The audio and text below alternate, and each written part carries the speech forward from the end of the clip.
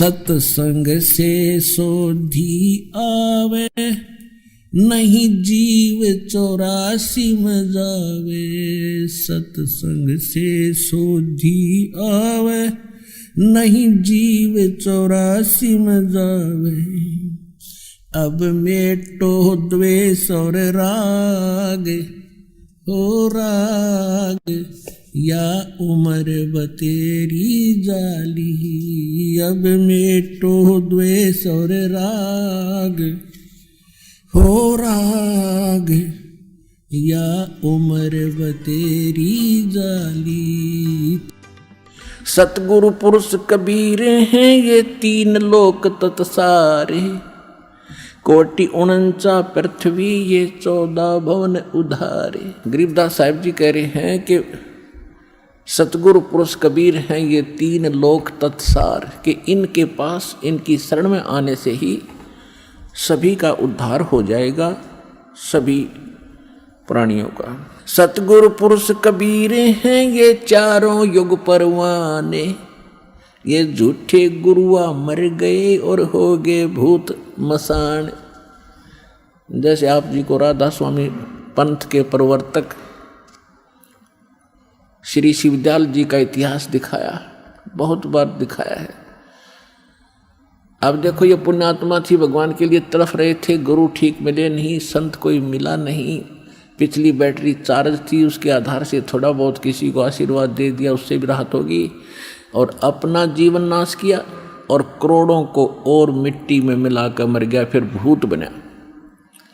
राधा स्वामी पंथ के प्रवर्तक श्री शिवदयाल जी की ही शाखाएं हैं व्यास में, उसी के से एक शाखा निकली है सच्चा सौदा सिरसा डेरा और जगमाल वाली, उसी से शाखा निकली है कृपाल सिंह मिशन दिल्ली में, उसी की शाखा जय गुरुदेव मथुरा में, उसी की शाखा है दिनोद के अंदर वो ताराचंद वाली, उसी की शाखा ठाकुर सिंह जो कृपाल सिंह का चेला बागी हो गया था। तो कहने का भाव ये है कि आप भूत बना शिवदयाल जी, और ये कितने जीवों को मिसगाइड करके काल के मुंह में डाल गया। तो यहाँ गरीबदास साहिब जी भगवान कबीर साहिब के बारे में कहते हैं कि सतगुरु पुरुष कबीर हैं ये 4 युग परमाणे, झूठे गुरुआ मर गए वो हो गए भूत मसान। अब वो झूठे गुरु थे, नकली गुरु थे, भूत बन गए शमशान घाट में, तो उनकी अंतिम संस्कार हो गया, उधर से वह धक्के खाते फिर रहे भूत बन गए। अब कबीर साहब कहते हैं हम 4 युग में परमात्मा आते हैं।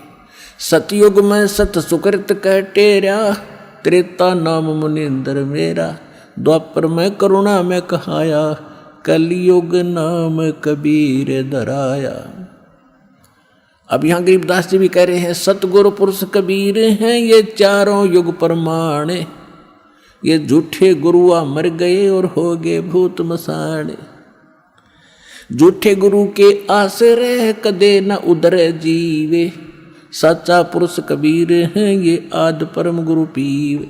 सतगुरु पुरुष कबीर की कोई न चल है गैले, बिना पंथ पग धरत हैं गगन मंडल में सैले। बिना नीम के नगर में ये बसते पुरुष कबीरे, शिव ब्रह्मा दिख थकत हैं कौन धरे जा धीरे। लख लख योजन उड़त हैं ये सुर नर मुनिजन संते, ऊंचा धाम कबीर का कोई न पावे अंत। अब क्या बताते हैं कि साधु संत ऋषि महर्षि देवता समाधिस्थ होकर के लाखों लाखों ऊपर कोष तक योजन तक समाधि में चले जाते हैं, लेकिन वापस थक कर बैठ जाते हैं। जो साधना ये करते हैं ये वहाँ नहीं जाया जा सकता। तो यहाँ कहते हैं लख लख योजन उड़त हैं ये सुर नर मुनिजन सुनते, ऊंचा धाम कबीर का कोई न पावे अंत। सतनाम के जाप से बाजे अनहद नाद, तोबा परमेश्वर कबीर की ये छूटे सभी उपाद। अब क्या बताते हैं गरीबदास साहब जी कि जो सतनाम है परमात्मा का, उससे वो अनहद नाद जो वास्तविक है वो प्रकट होगा। जैसे अन्य नाम जपते हैं जो ये राधा स्वामी वाले या कोई और नाम ना भी जपते, कान कुन बंद करके अंदर जो धुन सुनते हैं, ये धुन वो वास्तविक नहीं है। जैसे एक ढोलक होती है, ढोलक, उसको बजाने के लिए एक विशेष प्रकार का एक डंडा सा होता, छोटा सा, उसका प्रयोग होता है और वो सही सुर में सुर मिलाता है, उसकी वास्तविक तान देता है, वास्तविक धुन उससे प्रकट होती है ढोलक की।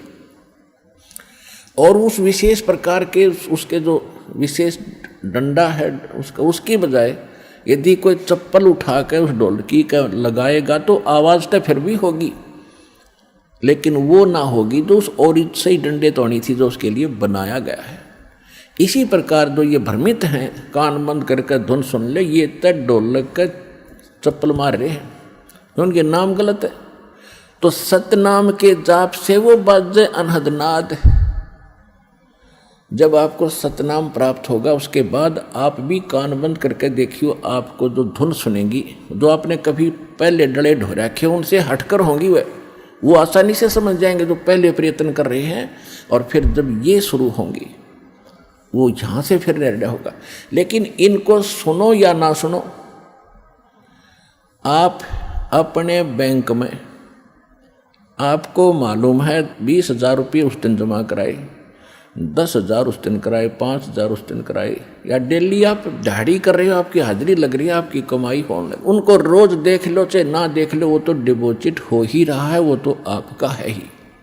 और ये जो बगैर नाम दिए ही कोई नाम भी नहीं देते वैसे धुन सुनते हैं, तो ये उनके पहले पिछले जन्मों की कोई वो रखा है पुण्य, उससे भी वो होती तो वो इस काल वाली ही धुन है, वो भी सुनती है।